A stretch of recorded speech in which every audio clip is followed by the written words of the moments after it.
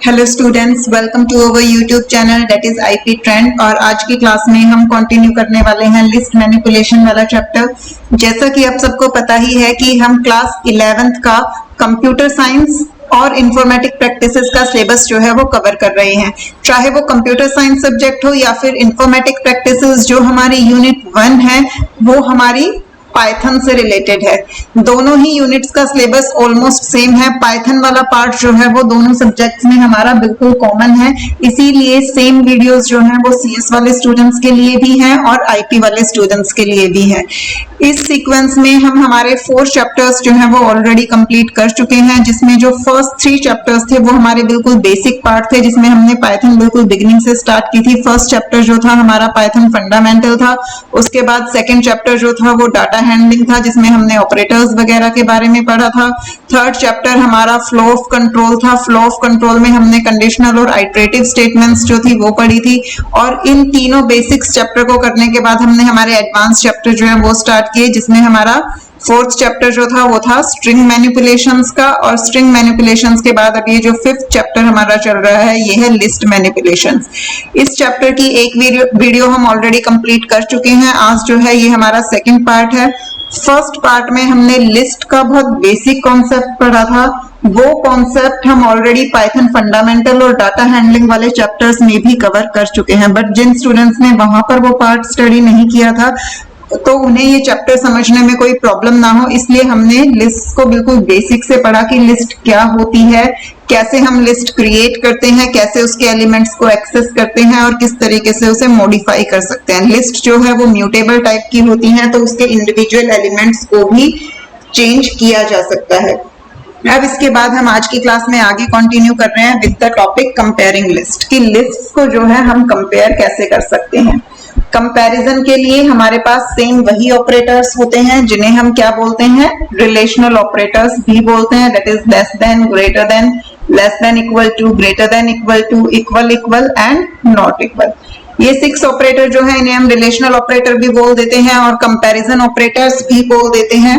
ये ऑपरेटर्स जो हैं ये हमारे कंपैरिजन के लिए यूज होते हैं। लिस्ट का जब हम कंपैरिजन करते हैं तो हमें एक चीज जो है हमेशा ध्यान रखनी चाहिए कि अगर हम L1 और L2 दो लिस्ट्स को आपस में कंपेयर कर रहे हैं तो दोनों लिस्ट्स के जो एलिमेंट होते हैं वो सेम डाटा टाइप के होने चाहिए। जब हम सेम डाटा टाइप्स के बीच में कंपैरिजन करते हैं तभी कंपैरिजन पॉसिबल होता है, अदरवाइज जो है हमें प्रॉब्लम आती है। अब यहाँ पर देखिए कि अगर आपको लिस्ट की सिर्फ इक्वालिटी या नॉन इक्वालिटी चेक करनी है तो कोई बड़ा इश्यू नहीं है, हम एलिमेंट बाय एलिमेंट चेक करते हैं, उसमें हमारा डाटा टाइप का भी कोई इश्यू नहीं आता है, क्योंकि अगर डाटा टाइप अलग अलग है यानी कि वो एलिमेंट्स नॉट इक्वल हैं और हम सिंपली रिजल्ट डिक्लेयर कर सकते हैं कि लिस्ट जो है वो इक्वल है या नहीं है। बट प्रॉब्लम तब आती है जब हम less than, greater than, less than equal to और greater than equal to operators का यूज करते हैं।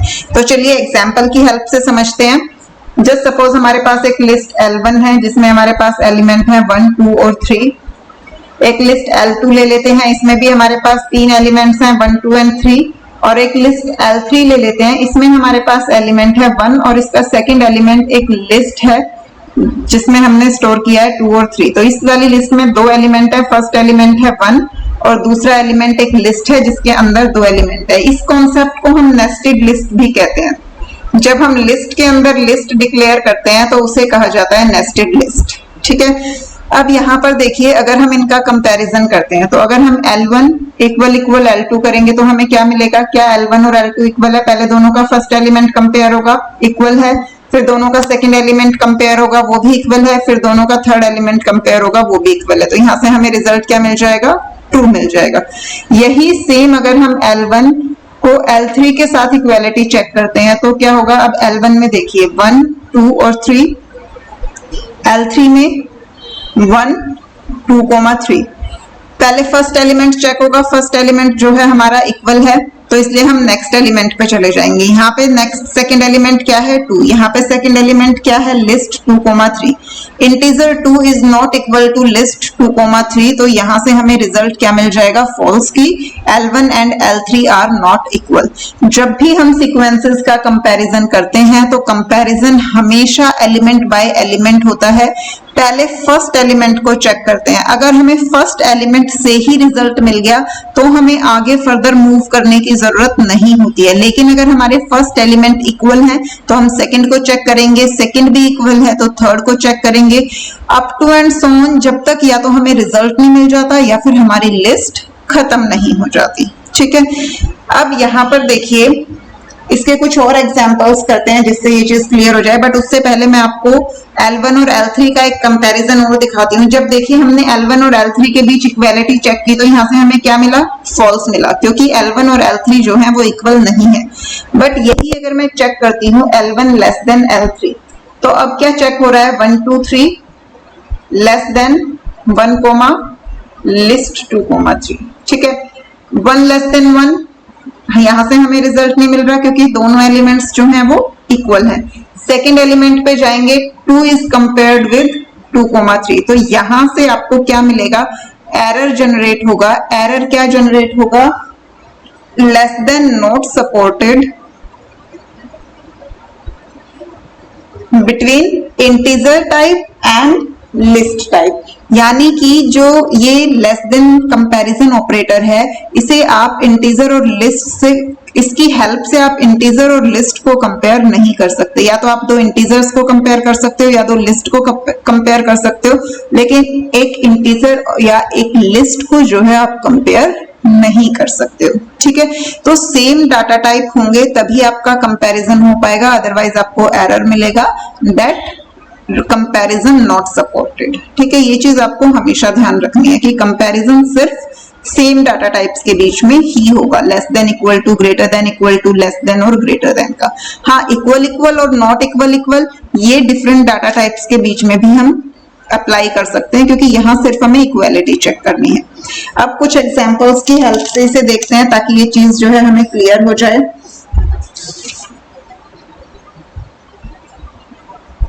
L1 मैंने ले लिया, जस्ट सपोज 2 4 3 5 8 या फिर एक काम करते हैं, इस तरीके से अलग अलग नहीं लेते हैं, सीधा एग्जांपल्स लिखते हैं। 2 3 5 8 ग्रेटर देन 2 3 6 8। अब जब आप इसे चेक करेंगे तो मैंने अभी अभी आपको क्या बताया कि एलिमेंट बाय एलिमेंट कंपैरिजन होता है। तो पहले फर्स्ट एलिमेंट को कंपेयर कीजिए, फर्स्ट एलिमेंट इक्वल है, हमें रिजल्ट नहीं मिलेगा। सेकंड एलिमेंट को कंपेयर कीजिए, सेकंड एलिमेंट इक्वल है, अगेन रिजल्ट नहीं मिला। थर्ड एलिमेंट देखिए इक्वल नहीं है तो यहां से हम कंपैरिजन परफॉर्म करेंगे, 5 greater than 6, no, condition is false, तो यहां से हमें रिजल्ट मिल गया फॉल्स, हम नेक्स्ट एलिमेंट पर जाएंगे ही नहीं। ठीक है, सिमिलरली एक और एग्जांपल देखिए, 2 3 9 ग्रेटर देन 2 3 4 5 10 9। अब यहां पर देखिए, वैसे अगर आप देखेंगे तो ये लिस्ट आपकी छोटी है, सिर्फ 3 ही एलिमेंट है, ये लिस्ट आपकी बड़ी है, यहाँ पर आपके ज्यादा एलिमेंट्स हैं। लेकिन हमें परफॉर्म कैसे करना होता है, हम परफॉर्म करते हैं एलिमेंट बाय एलिमेंट। तो जब हम एलिमेंट बाय एलिमेंट कंपेयर करेंगे तो 2 को 2 से कंपेयर हुआ, इक्वल है, नेक्स्ट एलिमेंट पे जंप कर गए, 3 कंपेयर्ड विद 3 अगेन इक्वल है, नेक्स्ट एलिमेंट पे जंप कर गए, 9 ग्रेटर देन 4, 9 और 4 इक्वल नहीं है तो कंपैरिजन परफॉर्म होगा, 9 greater than 4, condition is true, तो यहां से हमें ट्रू मिल जाएगा। तो इसलिए कभी भी सिर्फ लिस्ट को ऐसे विजुअल तरीके से देख के रिजल्ट डिक्लेयर ना करें, उनके एलिमेंट्स को 1 बाय 1 कंपेयर करें जिससे कि आपको रिजल्ट जो है मिल सके। ठीक है, तो आई होप कि ये चीज सबको समझ आई होगी। हम एक एग्जांपल और कर लेते हैं ताकि स्टूडेंट्स को जो है वो बहुत अच्छे से और चीजें क्लियर हो। अब मैं अलग अलग एग्जांपल ले लेती हूँ, एक लिस्ट में मैंने इंटीजर टाइप ले लिए और एक लिस्ट में मैंने फ्लोट टाइप ले लिए। अब ये आप मुझे बताइए कि ये दोनों इक्वल होंगे या नहीं होंगे। यहाँ पर देखिए, ऑल्दो एक लिस्ट में इंटीजर टाइप है, एक लिस्ट में फ्लोट टाइप है, लेकिन इनके बीच में हम कंपैरिजन कर सकते हैं बिकॉज दोनों ही जो है वो कैसे हैं, नंबर्स हैं। 2.0 जो होता है वो 2 के इक्विवेलेंट ही होता है और 3.0 जो है वो 3 के इक्विवेलेंट ही होता है। तो 2 3 इज इक्वल टू 2 3, तो यहाँ से आपको क्या मिलेगा, ट्रू रिजल्ट मिल जाएगा। ठीक है, तो इस तरीके से हम लिस्ट में आपस में कंपैरिजन परफॉर्म कर सकते हैं। अब इसके बाद आ जाते हैं लिस्ट ऑपरेशंस पे कि लिस्ट में कौन कौन से ऑपरेशंस होते हैं, कौन कौन से ऑपरेशंस को लिस्ट जो है वो सपोर्ट करती है। सबसे पहले हम देखेंगे जॉइनिंग लिस्ट। जॉइनिंग लिस्ट बिल्कुल सिमिलर होता है आपका कॉन्कैटिनेशन ऑफ स्ट्रिंग्स से। जिन स्टूडेंट्स को लिस्ट की स्ट्रिंग्स की कॉन्कैटिनेशन आती है उनके लिए ये जो है वो बहुत इजी है, उन्हें ये चीज अच्छे से पता होगा कि लिस्ट आपस में ज्वाइन कैसे होंगी। जैसे आप दो स्ट्रिंग्स को कॉन्कैटिनेट करते थे, अगर आपके पास दो स्ट्रिंग है जैसे सपोज ABC XYZ, तो इन दोनों का कॉन्कैटिनेशन क्या हो जाता था, ABC XYZ। ठीक है, सेम उसी तरीके से अगर आपके पास दो लिस्ट हैं, एक लिस्ट है 1 2 3, दूसरी लिस्ट है आपके पास 4 5 6, तो इन दोनों लिस्ट में जब आप ज्वाइन कर रहे हो प्लस ऑपरेटर की हेल्प से ये दोनों लिस्ट्स ज्वाइन हो जाएंगी। अब यहाँ पे जनरली स्टूडेंट्स मिस्टेक क्या करते हैं कि प्लस ऑपरेटर है वो क्या करेंगे, इस लिस्ट को इस लिस्ट के साथ ऐड कर देंगे, L1 प्लस L2 परफॉर्म कर देंगे। कैसे कि 1 और 4 क्या हो जाएगा आपका 5, 2 और 5 7 हो जाएगा, 6 और 3 9 हो जाएगा, जो कि आपका बिल्कुल गलत हो जाता है, क्योंकि यहाँ ये आपका एडिशन या अर्थमेटिक ऑपरेटर नहीं होता, ये आपका ज्वाइनिंग ऑपरेटर की तरह एक्ट करता है। तो ये दो लिस्ट्स को सिर्फ ज्वाइन करता है। तो अगर आपकी लिस्ट 1, 2, 3 और इसे आपने ज्वाइन किया है 4, 5, 6 के साथ, तो रिजल्टेंट आपको क्या मिलेगा, पहले फर्स्ट लिस्ट के सारे एलिमेंट आएंगे और उसके बाद सेकंड लिस्ट के सारे एलिमेंट आएंगे। तो दोनों लिस्ट के सारे एलिमेंट्स जो है वो ज्वाइन हो जाएंगे। तो यहाँ पे जो प्लस ऑपरेटर है उसे हम ज्वाइनिंग ऑपरेटर बोलते हैं, जिसे हम स्ट्रिंग्स के केस में कॉन्कैटिनेशन ऑपरेटर बोलते थे।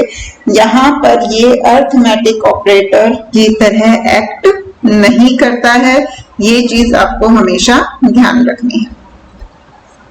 इसी तरीके से अगर आपके पास 3 लिस्ट हैं तो आप 3 लिस्ट को ज्वाइन कर सकते हैं, 3 प्लस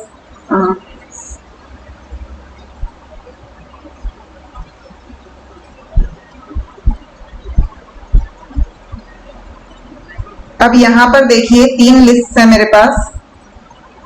पहले फर्स्ट लिस्ट के सारे एलिमेंट आएंगे 1, 2, 3। अब ये देखिए मैंने फर्स्ट लिस्ट के सारे एलिमेंट ले लिए, उसके बाद सेकंड लिस्ट के आएंगे। यहाँ भी कई बार स्टूडेंट्स मिस्टेक क्या करते हैं कि वो देखेंगे कि 3 तो हमने लिख लिया तो 3 को वो दोबारा नहीं लिखते। जी नहीं, हमने फर्स्ट लिस्ट के भी सारे एलिमेंट लिखने हैं और सेकंड के भी सारे लिखने हैं, थर्ड के भी सारे लिखने हैं। तो 1, 2, 3 लिख लिया, उसके बाद जब सेकंड के आएंगे तो ये 3 दोबारा से आएगा क्योंकि ये सेकंड में भी प्रेजेंट है।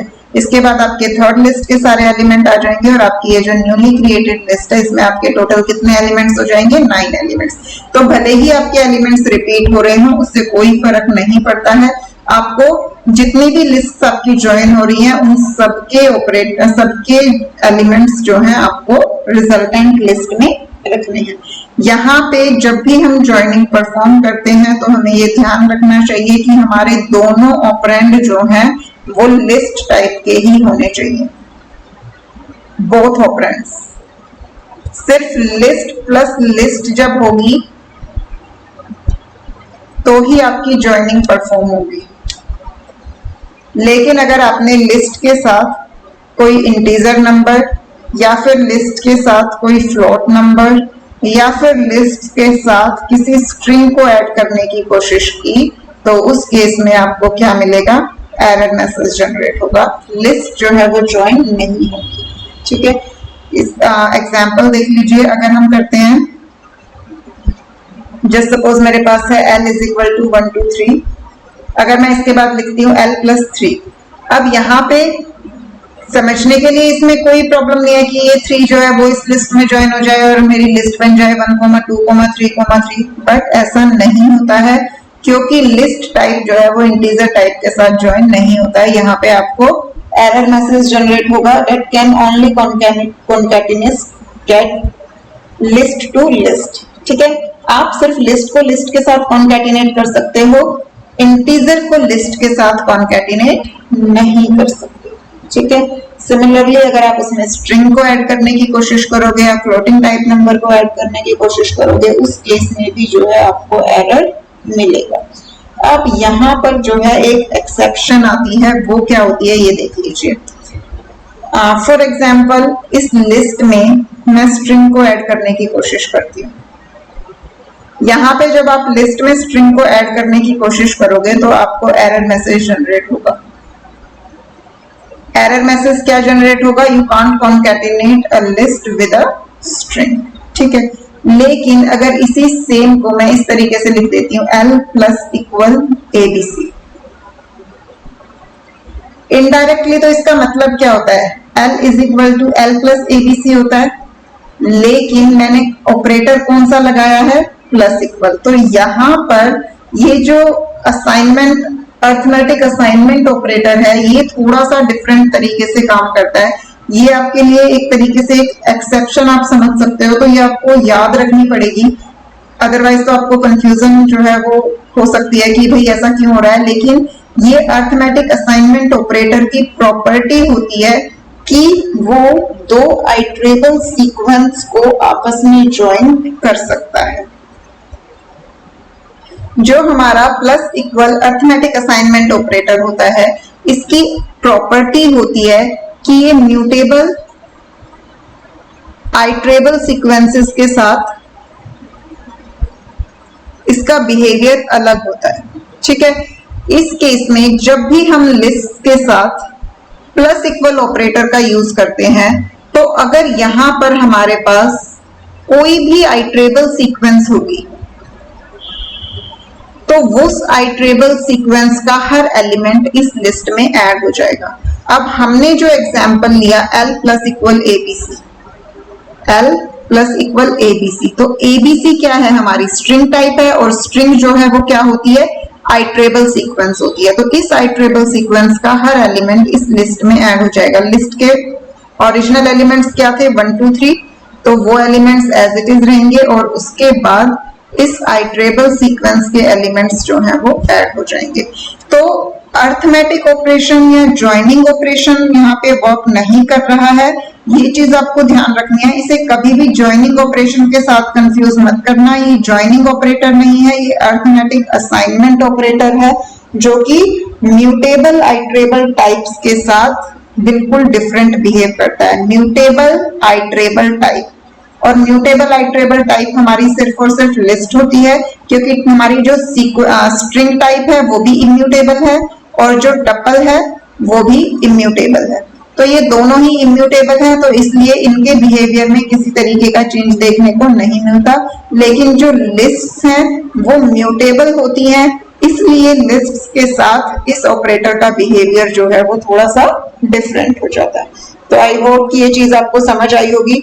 थोड़ी सी कॉम्प्लिकेशन हो सकती है, अगर आपको कोई भी डाउट हो तो आप मुझे कमेंट करके जरूर बताइएगा। साथ ही साथ मैंने आपको डिस्क्रिप्शन में टेलीग्राम का लिंक जो है प्रोवाइड किया हुआ है, आप टेलीग्राम चैनल को ज्वाइन कर सकते हैं। वहां भी मैं इस वीडियो का लिंक जो है वो पोस्ट कर दूंगी। तो इस वीडियो से रिलेटेड कोई भी लिंक कोई भी डाउट अगर आपको है तो आप वो मुझसे वहां पर पूछ सकते हैं। आई ट्राई माय बेस्ट कि आपके सारे डाउट्स जो है वो क्लियर हो पाए।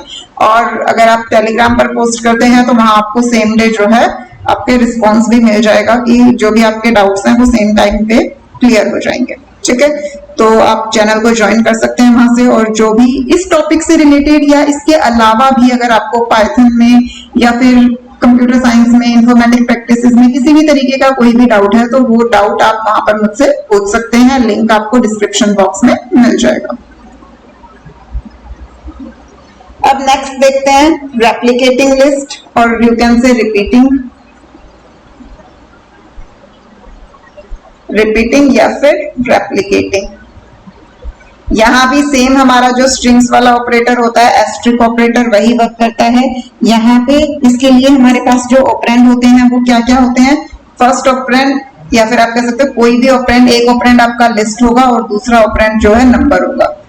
इंट रेप्लिकेशन लिस्ट भी ले सकते हो और लिस्ट रेप्लिकेशन इंट भी ले सकते हो। इसमें होगा क्या कि जो ये पर्टिकुलर लिस्ट है वो इस इतने नंबर ऑफ टाइम्स जो है रिपीट हो जाएगी। अब अगर आपने लिया 1, 2, 3 एस्ट्रिक 2, तो ये लिस्ट जो है वो 2 टाइम्स जो है रिपीट हो जाएगी। तो हमारी रिजल्टेंट लिस्ट जो बनेगी वो क्या हो जाएगी? 1 2 3 1 2 3।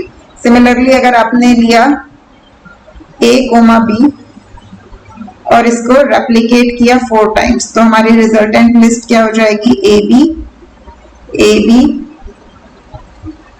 ए बी और ए बी। ठीक है, इस तरीके से 4 बार जो है ये लिस्ट हमारी रिपीट हो जाएगी। तो रेप्लिकेशन ऑपरेटर की जिस भी नंबर से हमने इसे एस्टेरिस्क ऑपरेटर के साथ अप्लाई किया है उतने नंबर ऑफ टाइम जो है ये लिस्ट हमारी रेप्लिकेट हो जाएगी। अब इसके बाद नेक्स्ट जो आता है वो आता है slicing of lists. Slicing again जिन्होंने स्ट्रिंग्स में स्लाइसिंग पढ़ी है उनके लिए स्लाइसिंग जो है वो बहुत इजी होगी, लेकिन जिन स्टूडेंट्स ने स्ट्रिंग्स वाले चैप्टर में स्लाइसिंग नहीं पढ़ी है वो इस टॉपिक को बहुत ध्यान से समझना, क्योंकि स्लाइसिंग कई बार बच्चों को कंफ्यूज कर देती है। ठीक है, सबसे पहली चीज की स्लाइसिंग का सिंटेक्स क्या होता है। सबसे पहले हम लिखते हैं लिस्ट का नाम। ठीक है, अब जैसे हम इंडिविजुअल एलिमेंट को लिखते थे कि लिस्ट के नाम के साथ स्क्वायर ब्रैकेट में आप इंडेक्स नंबर प्रोवाइड कर देते थे, सेम उसी तरीके से यहाँ पर होता है। लेकिन स्लाइसिंग का मतलब क्या होता है कि आपकी लिस्ट का कोई पर्टिकुलर पार्ट, स्लाइसिंग जो है वो आपकी एक लिस्ट ही जनरेट करती है। ये लिस्ट आपकी ओरिजिनल लिस्ट के इक्वल भी हो सकती है और उससे छोटी भी हो सकती है, क्योंकि ये लिस्ट हम अपनी ओरिजिनल लिस्ट से जनरेट करते हैं, तो मैक्सिमम तो ये लिस्ट के जितनी ही हो सकती है और मिनिमम ये 0 भी हो सकती है, और 0 से लेके हमारी स्ट्रिंग की लेंथ के इक्वल के बीच में ये कहीं भी लाई कर सकती है। ठीक है, सिंटेक्स क्या होता है, सबसे पहले लिस्ट का नाम, उसके बाद हम देते हैं स्टार्टिंग इंडेक्स और स्टॉपिंग इंडेक्स, यानी कि इस इंडेक्स से लेके इस इंडेक्स तक हमारी स्ट्रिंग जो है वो लिस्ट जो है वो जनरेट हो जाए। स्टॉप इंडेक्स इंक्लूडेड नहीं होता है। एग्जाम्पल की हेल्प से समझते हैं। जस्ट सपोज हमारे पास एक लिस्ट है, अब मैं इसके लिए जनरेट कर रही हूं, मैंने स्टार्ट इंडेक्स दिया 2 और मैंने स्टॉप इंडेक्स दे दिया 5। यहाँ ये कोमा नहीं आएगा, कॉलन आएगा। ठीक है, अब सेकंड से 5th इंडेक्स तक जनरेट करना है। स्टॉपिंग इंडेक्स इंक्लूडेड नहीं होता, यानी कि ये कौन कौन से इंडेक्सेस इंक्लूड होंगे, 2, 3 और 4, सिर्फ 3 इंडेक्स। अब यहां से देखिए 2, 3 और 4 इंडेक्स, ये 0th इंडेक्स है, ये 1 इंडेक्स है, ये 2, ये 3, ये 4 और ये 5। हमें कौन कौन से इंडेक्स चाहिए, 2, 3 और 4, तो यहां से सेकेंड इंडेक्स, थर्ड इंडेक्स और फोर्थ इंडेक्स, ये तीनों इंडेक्स जो है हमें मिल जाएंगे और हमारी रिजल्टेंट लिस्ट जो जनरेट होगी वो क्या होगी, 5, 7, 9। तो ये हमारी जो है रिजल्ट स्लाइस जनरेट हो जाएगी। ये जो स्लाइस जनरेट हुई है ये अपने आप में लिस्ट होती है और ये लिस्ट की सारी प्रॉपर्टीज को फॉलो करती है। हम इसे इंडेक्सिंग की हेल्प से इसके एलिमेंट्स को एक्सेस कर सकते हैं, इसके एलिमेंट्स को चेंज कर सकते हैं। जस्ट सपोज मैं यहाँ लिख देते हैं दोबारा से, एल जो लिस्ट थी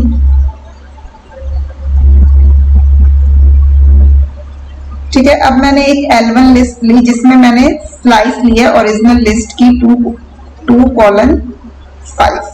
ठीक है, 2:5 यानी कि 2, 3 और 4 इंडेक्सेस। तो यहाँ से ये 0, 1, 2 यहाँ से स्टार्ट होगा, 2, 3 और 4 ये तीनों इंडेक्सेस आएंगे। तो L1 जो है वो क्या बन गया मेरा, 3, 5, 9। तो अब अगर मैं प्रिंट करवाती हूँ, प्रिंट L1 of 1, तो L1 के फर्स्ट इंडेक्स पे क्या है, 0 फर्स्ट 5 है, तो ये क्या प्रिंट कर देगा, 5। सिमिलरली अगर मैं करती हूँ L1 of 0 = 30, इसके बाद अगर मैं प्रिंट L करवाऊंगी, प्रिंट L1, तो क्या डिस्प्ले होगा मेरा, क्योंकि फर्स्ट एलिमेंट मैंने मॉडिफाई कर दिया है 30, तो 35 और 9। तो बेसिकली जितनी भी आपकी लिस्ट की प्रॉपर्टीज होती हैं वो सारी प्रॉपर्टीज इन स्लाइसेस पर एप्लीकेबल रहेंगी। आप इनके इंडिविजुअल एलिमेंट्स को मॉडिफाई कर सकते हो, इंडिविजुअल एलिमेंट्स को एक्सेस कर सकते हो, इन पे जॉइनिंग ऑपरेटर और रेप्लिकेशन ऑपरेटर ये सब अप्लाई कर सकते हो। अब इसके बाद एक और जो चीज आती है इसमें वो है हमारा स्टेप, जो हमारा अभी मैंने आपको सिंटैक्स बताया कि L स्टार्ट, स्टॉप, तो इसका एक जो अल्टरनेटिव होता है वो है कि आप दोगे स्टार्ट स्टॉप एंड स्टेप। अभी तक हमने जितने एग्जाम्पल पढ़े उसमें हमने स्टार्ट और सिर्फ स्टॉप की वैल्यू ली थी, स्टेप की वैल्यू नहीं ली, क्योंकि स्टेप की जो डिफॉल्ट वैल्यू होती है वो हमारी होती है 1। ठीक है, अब अगर हम इस वैल्यू को चेंज करना चाहते हैं तो उसके लिए हम स्टेप की वैल्यू को खुद से भी स्पेसिफाई कर सकते हैं। जस्ट सपोज हमारे पास लिस्ट है 2 3 4 5 6 7 8 9 10। ठीक है, ये लिस्ट है हमारे पास, इसकी मैं स्लाइस जनरेट कर रही हूं। मैं 2 से स्टार्ट कर रही हूँ, 8 तक ले रही हूँ और स्टेप की वैल्यू में दे रही हूँ 2। ये कॉलन आएगा, मैंने गलती से फिर से कोमास लगा दिए हैं। ठीक है, यहाँ पर देखिए 2 से लेके 8 तक जाना है। जनरली अगर मैंने स्टेप की वैल्यू नहीं दी होती तो हमारे इंडेक्सेस क्या जनरेट होते, 2 3 4 5 6 7। स्टॉप इंक्लूडेड नहीं होता है तो 7 तक जनरेट होते। वो कब होता है, जब हमारी स्टेप की डिफॉल्ट वैल्यू 1 होती है, लेकिन इस बार हमने स्टेप की वैल्यू क्या दी है, 2 दी है। ये कॉलन यहाँ पर ऐसे आएंगे। ठीक है, अब जब स्टेप की वैल्यू 2 है तो हर बार इंक्रीमेंट जो है वो 2 से होगा। 2 4 6 और 6 के बाद कौन सा नंबर आएगा, 8, लेकिन 8 इंक्लूड हो नहीं सकता क्योंकि वो स्टॉप की वैल्यू है, तो सिर्फ ये 3 इंडेक्सेस जनरेट होंगे। अब यहाँ से देखो 0 1 2 3 4 5 6 7 8। अब यहाँ पे हमें कौन कौन से इंडेक्स चाहिए, इंडेक्स नंबर 2, इंडेक्स नंबर 4 और इंडेक्स नंबर 6। तो जो हमारी स्लाइस जनरेट होगी L1 उसमें कौन कौन से एलिमेंट आ जाएंगे, 4 6 और 8। ठीक है, तो इस तरीके से अगर हमने स्टेप की वैल्यू दी है तो जो वैल्यू हमने प्रोवाइड की है उसके बेसिस पे हमारे इंडेक्सेस जनरेट होंगे, और अगर हमने वैल्यू प्रोवाइड नहीं की है तो फिर हमारे डिफॉल्ट वैल्यू 1 कंसीडर होगी और 1 1 के गैप पर ही इंडेक्सेस जनरेट होंगे। आई होप ये चीज सबको क्लियर होगी। इसके अलावा कुछ और चीजें देख लेते हैं। अगर आपने सिंपली एम्प्टी कॉलम्स लगाया, ना आपने स्टार्ट की वैल्यू दी ना स्टॉप की वैल्यू दी, और स्टेप की वैल्यू के लिए तो कॉलन लगा के छोड़ने की भी जरूरत नहीं है, सिर्फ हमने इतना किया है तो ये आपकी पूरी लिस्ट को जनरेट कर देगा, यानी कि 2 3 4 5 6 7 8 9 10। तो इससे आप एक तरीके से ये समझ सकते हैं कि आपकी डुप्लीकेट लिस्ट जो है वो क्रिएट हो गई। सिमिलरली मैं यहाँ पे दोबारा से एग्जाम्पल लिख लेती हूँ। ठीक है, अब अगर मैंने यहाँ पर दिया है 0